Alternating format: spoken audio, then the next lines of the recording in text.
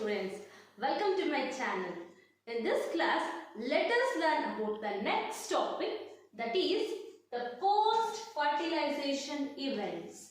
So what happens after the fertilization is said to be the post-fertilization events. As you all know that double fertilization is unique to angiosperms. That means, let me repeat, that is the male gametes are two kinds. So the first type of male gamete fuses with the egg, and the second type of the male gametes, it fuses with what? The polar nuclei. That is what I have mentioned here. One with the polar nuclei and another male gamete with the egg. Right. So this kind of fertilization is known as what? Double fertilization. Right. So what happens after the double fertilization? What are the changes which takes place in the ovary after the double fertilization is said to be the post-fertilization events. See, the post-fertilization events are categorized into 4 steps. The first step is the formation of endosperm. The formation of endosperm. And the second step is the development of embryo or embryo development. So this is the second step, and the third step is the maturation of ovules into seeds. That means the ovule converts into seeds. And the fourth step is the ovary converts into a conversion of fruits. Ovary into fruits. So these are the 4 steps in post-fertilization events. Now let us learn one by one. So the first step is what? The formation of endosperm. Right. See, what is endosperm? Endosperm is nothing else but it's a nutritive tissue. Okay. And where do you find this endosperm? See, the cell which is found here, or the central cell after the double fertilization gets converted into the primary endosperm cell. Let me remove all these things. The central cell converts after the fertilization, it converts into the primary endosperm cell. Okay. Next, this primary endosperm cell divides many times. This primary endosperm cells divides many times and it forms triploid endosperm tissue. It forms what? Triploid endosperm tissue. That means 3N, triploid endosperm tissue. Okay, and this triploid endosperm tissue is rich in reserve food material. It is rich in what? The reserve food material. Hence, this endosperm or a triploid endosperm is said to be the nutritive tissue.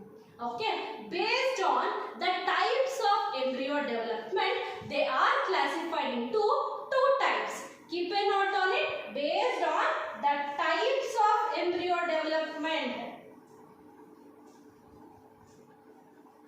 Types of embryo development. They are classified into 2 types. That means it may be formed of 2 types. Okay, the first type is the free nuclear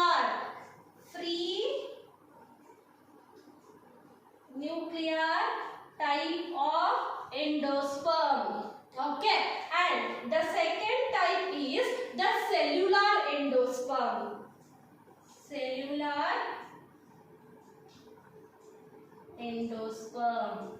So what do you mean by free nuclear endosperm? See, if the pen or primary endosperm nucleus, see, after the triple fusion, this will become what? The primary endosperm nucleus. If this primary endosperm nucleus undergoes the mitotic division of the nuclei, okay, if it undergoes what?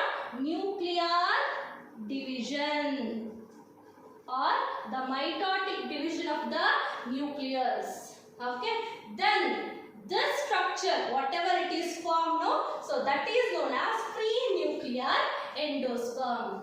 Okay, so when the primary endosperm nucleus undergoes the nuclear division, the resultant structure will be the free nuclear type of endosperm. An example for this free nuclear type is, you might have seen the coconut water, right? So the coconut water is nothing else but the free nuclear endosperm. And the second type is cellular endosperm. See what happens next? The cell wall formation takes place. Okay, if to this nuclear division, if the cell wall formation takes place, the cell wall formation, after that the cells are said to be the cellular endosperm. Okay, here the white kernel part of the coconut is there now, so you can see here. Okay, the white kernel part of the endosperm or the white kernel part of the coconut is known as what? The cellular endosperm. So this is a type of endosperm based on what? Embryo development. Right. There is another two category of endosperms. Okay. There are what? Two categories again. The first one is said to be albuminous. Albuminous. Okay. Albuminous means what? If the portion of the endosperm, okay, if the portion of the endosperm remain, that is found in usually seeds, okay, such as wheat, maize and castor, they are said to be albuminous. Keep a note on it. It is also known as endospermic because a portion of the endosperm will be remain in the seeds, that is the mature seeds. A portion of endosperm is remained in mature seeds. They are said to be albuminous. That means the endosperm is retained. Okay, example is maize, and one more I'll give wheat, okay, castor. And the second type is non-albuminous.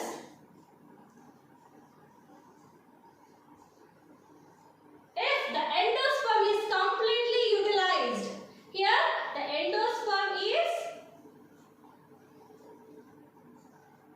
completely utilized. This condition is said to be what? Non-albuminous. An example for the non-albuminous seeds is, that is pea and groundnut. So this is about, based on the endosperm, the seeds are classified into non-albuminous and albuminous, and this is based on embryo development.